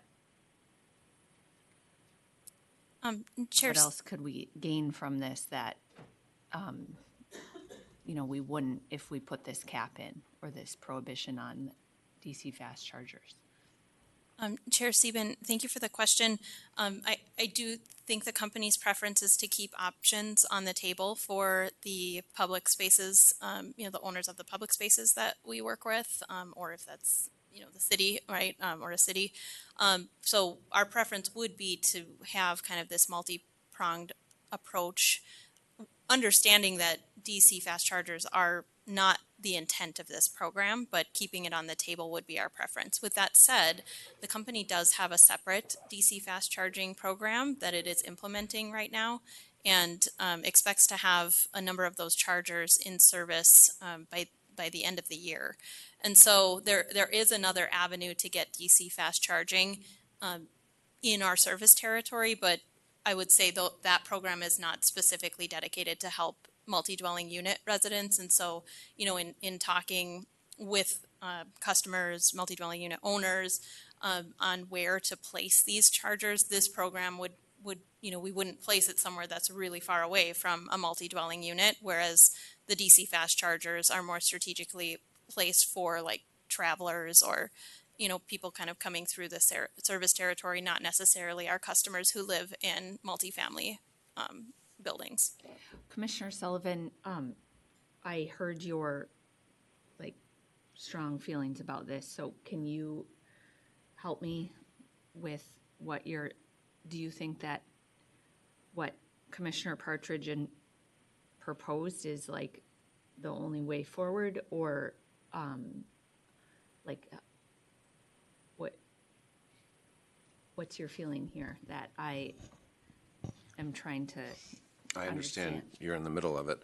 I mean, I don't know if I have I'm not going to be like a skunk at the garden party here. I mean, this is a good program, but I think that we overthink a lot of stuff. And DC fast charging, I mean, I think that's like, okay, we can keep it as an option. I mean, if you guys want to just run it the way we want to run it, the way Commissioner Partridge originally did it, knowing that it's unlikely to result in that. But I mean, DC fast charging is expensive, and you know, there'd be, I mean, I don't know if I have anything more to say. I'll just keep repeating what I said before. It's super expensive, and if you are building this for people, I mean, the bulk of people's charging, 90% of people's charging is done at home. The car can sit there for a little while. I mean, But what if you're sharing it with a bunch of people? Then I you mean, have, for every one DC fast charger, you can buy at least 10 level 2 chargers. So then they can just, if there happen to be 10 EVs in that car, in that building or whatever, that's great. If there's more, then that's an uptown problem. And I'm just like, my view is, you know, if you can only put 4 in there, I mean, maybe folks can share. I mean, that's another thing. There's not going to be that many EVs, and you're going to spend a lot of money on a DC fast charger. I mean, we can just do it this, you know, the way that Commissioner Partridge drafted it. And I'm sorry, I'm really not as angry as I seem, but I'm just like, I feel that we should pick a level 1, level 2 charging technology and run with it. And DC fast chargers are better for places where you need a quick charge, you need to, you know, get 50% on your battery or 75% on your battery because you're going longer distances. It more of having DC fast charging at a residence kind of reflects a mindset of the way we drive internal combustion engine cars, not the way we drive electric vehicles. And that's why I don't know, maybe I feel passionate about it. It's just not the way people drive car or electric vehicles. It's not the way they charge them. So I don't feel like we should spend a bunch of money on it. And I can see that look from everybody, and I'm done. I am like sort of not understanding the technology as well as you can, and I'm thinking about it in the way of like, we'll take our electric vehicle to Walmart when we need to charge it up really quickly, and or something happens at home and whatever you need to. And I'm not challenging you on that, but like the instinctual thing to keep like flexibility in the pilot. So if the company finds a spot where it makes sense to install a DC fast charger because it's close to like where a lot of people live, for example, and they would need to charge it quickly because there's 5 other people or 10 other people that also need to charge, like that. I'm not arguing. I'm trying to understand what you're saying, I guess, more than, and understand what the challenge here is, because I think we all understand that there's a budget. I guess the question that I look at is the way that I think about it, maybe it's that other folks are thinking about it differently, is that what is a better use of dollars? Having 10 level 2 chargers in that spot or 1 DC fast charger? But what if, like, what's more convenient to people? And I would think that having 10 level 2 chargers is more convenient, actually. Yeah, and I'm just making that, but these are, I mean, $50,000 versus a lot less. Can I just, will you, like, if there is not a parking lot, for example, though, at an apartment building, but there is a multi-dwelling unit, then, you know, there's not room to put in 10 chargers, right? So then that is a scenario in which I could see where you want a DC fast charger. But you're saying that it's more efficient and you'll get more charging in if you limit it to slower charging, and then you'll be able to help more people that way, correct? And so I think the challenge here is like not that we want there to be a lot more charging options for people. It is more like how to efficiently disperse the $2 million across different types of charging or more charging. So I don't know if it's helpful to continue this, but this discussion, I'm just trying to like hear where you are and not have you listen to what I'm trying to understand, because I think we're getting there. It's just a little, everybody wants more charging. It's just whether we should have more charging or slower charging. or slower charging and more. They're And- inversely related, Yeah, yes. yes, okay. So, Dr. Kuklinski, the company might not be able to get in DC fast charging in this pilot. It seems to be the overall point here that you're sitting through it, listening to us argue. But you said that there's still like other options to bring in DC fast charging. And do you think in that proposal, the company can verbally commit at least to like trying to find spaces for DC fast charging in your other proposal that are located near multi-dwelling units? And then if you are, continue to report or start to report when that is installed and eventually happens, and into the learnings for that docket and that DC fast charging into this, if that does come to fruition? Chair Sieben, I first of all, can I just address, just to clarify, I actually think we might be kind of on the same page here, Commissioner Sullivan, because the company doesn't intend to incentivize DC fast chargers at the multi-dwelling units. It would only be at the public spaces for this program, and the multi-dwelling unit chargers would have the preference. So like if we could fill the whole pilot with multi-dwelling unit level 1 or level 2 chargers, that would be the company's preference for this. But if we don't have enough multi-dwelling unit owners who are willing to work with us in that 3-year period, we'd like the flexibility to look at potentially fast charging locations near those units. So I think to an extent we agree with you that it wouldn't make sense to put them, I mean, of course the multi-dwelling unit owner could do whatever they wanted with their own funding, but we aren't trying to incentivize them at the unit itself if they have off-street parking. So I'll just clarify that. And then to the second question, Chair Sieben, I might have my colleague, Mr. McCullough, Dr. McCullough, speak here on the DC fast charging program, because I think it's my understanding that the sites are already selected, but I'll let Dr. McCullough speak to that. Chair Sieben, thank you. That is correct. The DCFC chargers from docket 21-257, which is the program we're discussing, those sites have already been identified. There are 6 of those where the host agreements have already been signed, and the remaining are in the process of being signed, and we anticipate that they will be completed by the end of the year. And what types of sites are those? They range from grocery stores, gas stations, sort of public spaces along travel corridors when possible, but the goal being nobody in MP service territory will be more than, I believe it's 35 miles from a fast charger.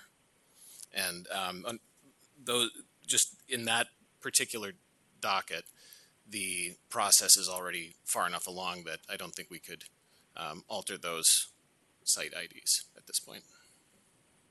Okay. Well, let's keep moving then. Commissioner Sullivan.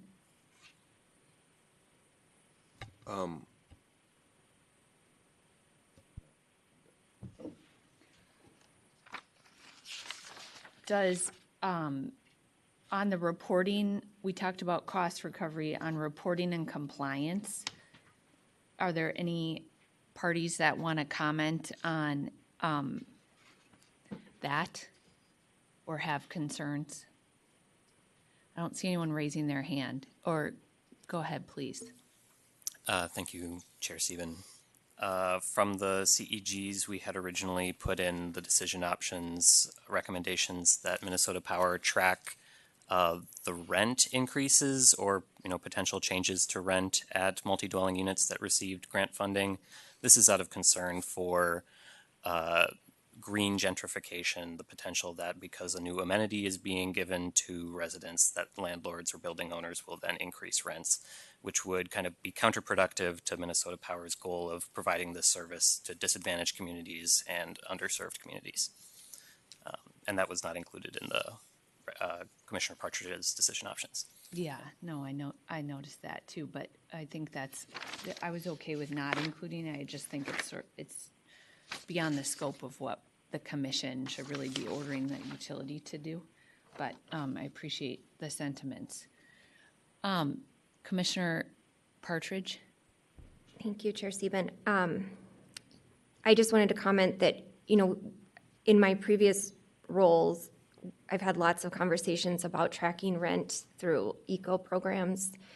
It's very challenging to understand what would have happened to rent in a particular location, in a particular building, had you not made this one change.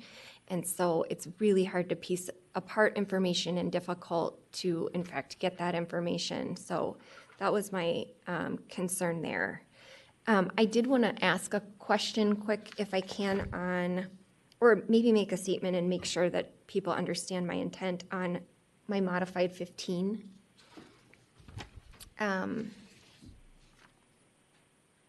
So I think that was from the Clean Energy Group here. Let me get to it. So I appreciate you want to encourage Minnesota Power to work with building owners who don't have access to sufficient capital to help to find those solutions. One of the issues is the rebate disbursement. Sometimes it can be advantageous to work with a contractor to provide the rebate directly to the contractor so that the entity financing doesn't have to finance the rebate amount as well. And that is why I just removed that kind of restriction on before rebate disbursement so that you could have a more flexible conversation around financing options with those customers. So I just wanted to make that point. Okay, are there any other questions? Otherwise, I'd propose that we take a recess and commissioners can look at what the different motions are and gather their thoughts, and then we'll come back for deliberations in how long do you need? 15 minutes? Okay, the commission will stand in recess until 12:40 p.m.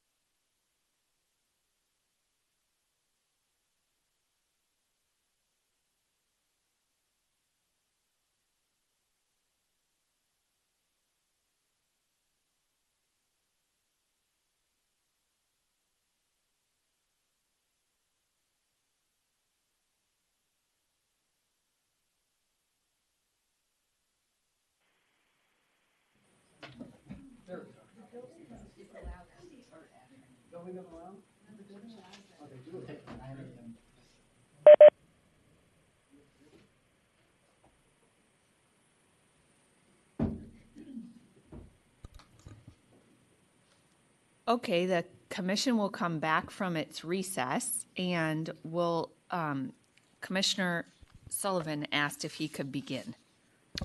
I'll just to the company.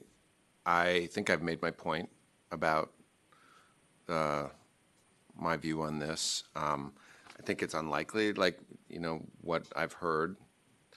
I agree fully with the department, but I'm not going to push it any further. I mean, I want this to move on. I want us to all go on with our days and our weeks. So I'm comfortable just doing what Commissioner Partridge has put forward.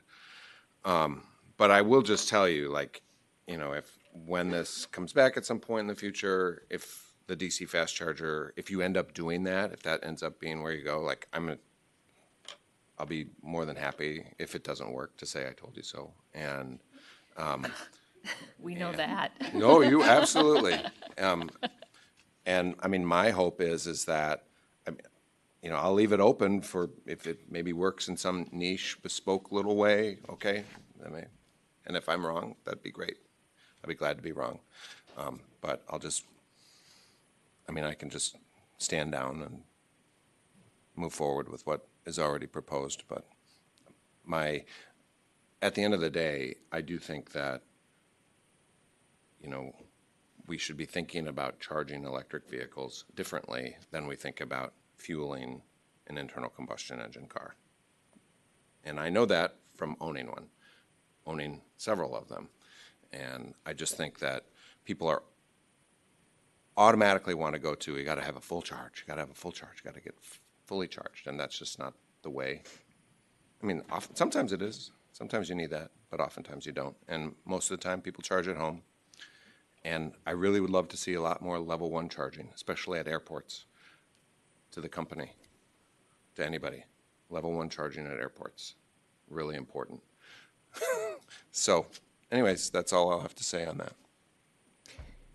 Thank you, Commissioner Sullivan, Commissioner Hom, and then Commissioner Partridge. Thank you, Chair Stephen. So I think my question about how to kick out people from the fast charging situation, but I think the location you guys are thinking, probably the owner of that asset will kick them out.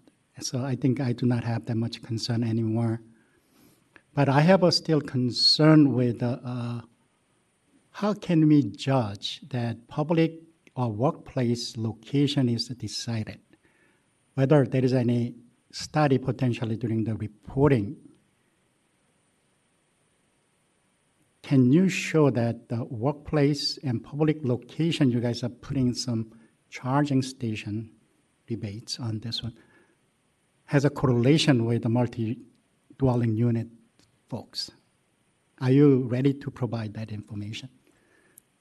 Chair Stephen, Commissioner Hom, I think we are actually. It's something we discussed internally as a team already, and we had a really productive meeting with the Department of Commerce before this hearing, and that was something that we mentioned to the department as well, that we could put some criteria in there so that we could ensure that these other locations that won't be at an MDU, again, if the funding allows or permits, us to look elsewhere, we would want to have that additional criteria so that we could ensure that, there are some workplaces where maybe there's a correlation between the people who live in an MDU, the workplace has a paid parking, we have a paid parking at Minnesota Power, and maybe the newer employees don't even have access to that, and those might be the employees who are more likely to live in an MDU. And so we recognize that and have already discussed ways to kind of prioritize locations so that you have the best chance of reaching a tenant of an MDU. Okay, thank you. Commissioner Partridge. Thank you, Chair Stephen. I wanted to stress that we obviously have a lot of interest in the results and the data that you're able to gather, and to Commissioner Hom's point, attachment 1 is included as kind of a baseline set of reporting requirements, but obviously the more nuanced and detailed you can get, especially if you're able to do even like surveys to understand how EV owners within multifamily properties are utilizing the chargers that you have available in the area, that would be great. So I think we're all very interested to see all the results. And then I think that Commissioner Sullivan has also volunteered to give tutorials on the best way to charge your electric vehicle. So you can add that to the pilot as well. Just kidding. Just lightening the moment. All right. I have nothing more. So Commissioner Partridge, would the motion be what's on it, what you laid out, that you would make as a complete motion? Or were there any changes? Commissioner Hom, did you have any changes that you wanted to offer? Commissioner Hom. Thank you, Chair Sieben and Commissioner Partridge. So I was discussing 22 and 25. I was hoping that since we are telling MP to do this, I think we don't want MP to wait to do this work until next rate case, test year. So in that case, I think we have to wait to give them at least a time value of money, and their option is doing short-term borrowing. So at least we allow them to have a short-term borrowing rate of return on 22 and 25, if that's legally okay. Commissioner Hom, was that a question? Oh, yeah, asking. Yeah, if we want to talk about that, I would ask that we take a break and talk about it confidentially. Yeah, why don't we take a break so you can talk to council then privately, and we'll say 5 minutes. We'll stand in recess for 5 minutes, and then if you need longer, sure, no problem. Sure. You might want to have the parties weigh in on whether they believe that's a legal path forward before we take a break. Before we take a break? So Commissioner Hom, then say again what the question to the parties you would ask them is? Yeah, thank you. I am proposing from the no return to the return corresponding to the most recent rate case short-term borrowing rates. Chair Sieben, Commissioner Hom, I don't know if I'm fully understanding what you're proposing. Our most recent rate case would not have had this in it. So are you saying the rate of return that was approved? No, I am borrowing your short-term rate from the most recent case. So my proposal is no rate of return to return, which is corresponding to MP's most recent rate case short-term borrowing rate. Okay. Chair Sieben, Commissioner Hom, I'm phoning a friend here, so I'm getting some information in real time. I do want to just offer some clarity on the question you had asked earlier, Commissioner Hom, which is, how are these projects financed? And they would be financed the same way as other projects with both shareholder and so debt and equity. And so what I'm kind of hearing from our rates folks is we don't make a separate kind of financing decision for separate projects. So it would be difficult for us to use short-term borrowing rate as a guide in this case. Okay, in this case, most of your spending is a rebate. It's a cash, right? You are not going to have a lot of capital expenditure in this case. Chair Sieben, Commissioner Hom, in this case, there wouldn't be as a smaller budget. Yep.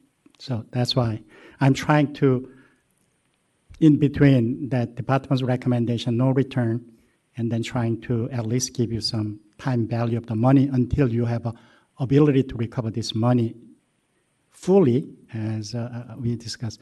You have a ability to recover all the money at the time of next rate case, that's about this deferred accounting. Until then, at least you have return that is corresponding to you can borrow from short-term market.